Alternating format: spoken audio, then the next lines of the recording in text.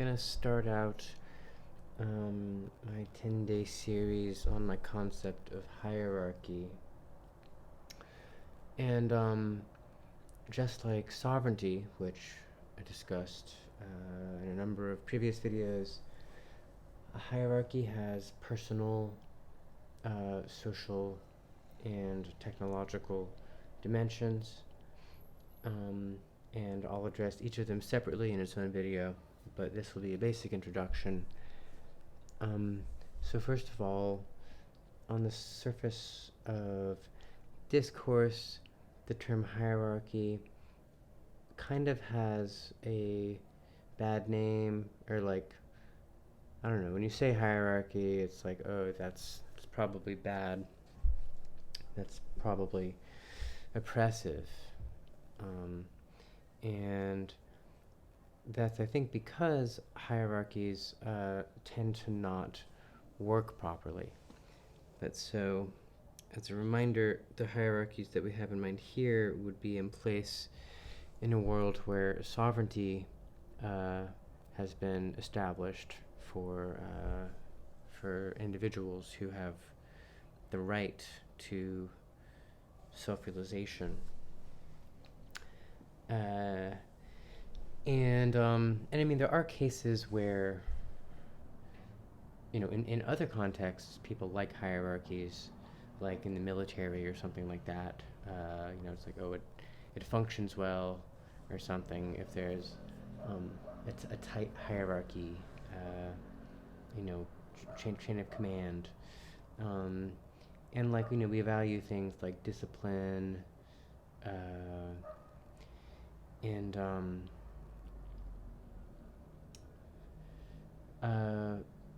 but so yeah, so generally speaking, if you turn things around and think of a right to hierarchy, like a civil right, what that would mean is it's a right to have the resources that would aid in your creative self-realization be available to you, as well then as a duty to be providing the resources that you have to be in the service of someone else's creative self-realization. And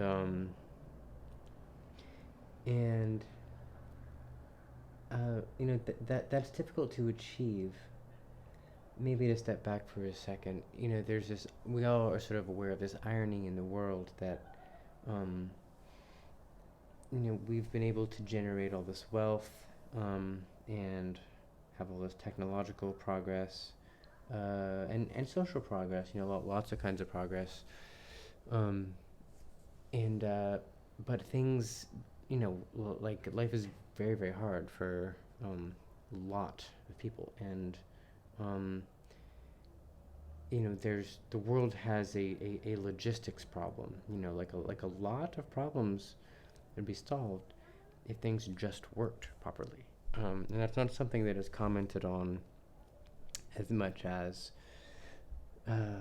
probably should be. It's like the resources are there, and if there were a way to sort of make it so that if there is a need, whether it's needs for like basic survival stuff, but then also just being able to find, wanting to learn a skill and being able to find the right person to ask, who would actually be like overjoyed to teach you that skill, or you could pay them to teach you the skill and they would be happy to, what I mean? Like there is, there are so, every being has needs and fantasies and desires and abilities, and like in the best of all possible cases, you encounter the right people and the right institutions and the right influences at the right times, where you're sort of seen and understood, and you can go through this kind of joyous process of blossoming into the highest person you can be, and like the people around you who are sort of overseeing that gain this, really deep satisfaction from what's going on. That like I've had flickers of that uh, in my life, but not consistently by any means. And I think there are people who have had it consistently. Um, and so yeah, that's, it sounds like such a simple point in a way, and also even it maybe sounds like a really controversial point. But I think it is an important point that is fairly simple. That there is an inalienable right to hierarchy, and on the personal level, it has most to do with the hierarchy of values, of sort of being given the opportunity to see what your deepest values are and to make sure that your actions are in line with those. Um, for a lot of people, that's not going on, and that's actually an injustice that's being done to them.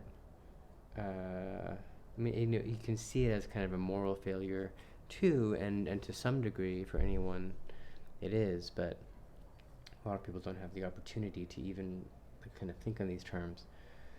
In the social sphere, it's sort of being in the right configuration, of if you have like a creative project going on, working with people who have skill sets and are at a certain place in life where being involved in what you do is sort of really really causes them to grow, and there's kind of honesty and integrity in those dynamics, and it's really beneficial, like just like a win-win situation, like but at a deep level, at the level of kind of deep unconscious fantasy, where like a sort of desiring circuit can really form and really kind of generate and yield something. And that I think can have smaller cases, and that can probably scale up pretty far. I don't really, it's kind of hard to, I'm not sure I have a theory of where the merely social version of that ends and the like officially political version of that begins, or like institutional. Um, that there must be some difference, something I should think about more. What exactly distinguishes those two realms of the interpersonal in the context of this concept? And then technologically, it's pure, pure logistics. Like uh, um, the economy should work better. If we're assuming in sovereignty that there should be, you know, like energy independence and sort of free energy, that there's a sort of a technological optimism stance in terms of hierarchy, that like it would be good for logistical needs to be taken care of effectively by machines and computers, and that like I think that's something that humans deserve. That I mean, some humans get it and some humans don't. That's a universal right. So let's see. I feel like that's probably all I really need to say in an introduction. Um, uh, Maybe there's something else. Yeah. Anyway, that's the basic idea for now.